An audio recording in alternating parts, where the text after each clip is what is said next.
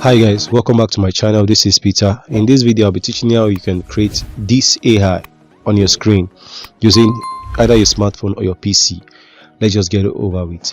Now the prompt I'll be using will be in the description of this video, as well as the link to this website. All you just need to do is sign up. If you watch my other video, you should be able to sign up. Okay, so I will have to just come here and copy my prompt. So look at this, is the prompt I'll be using. So then I'll just paste the prompt.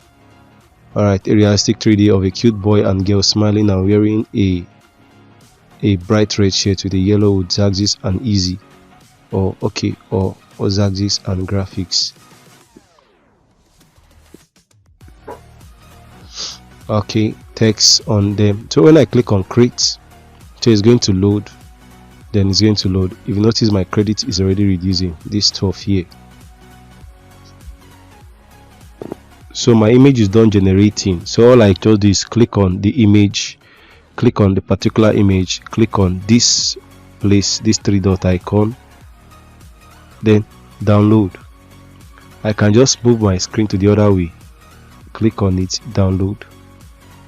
This one too, click on this 3-dot icon, download. So for this one, just click and download.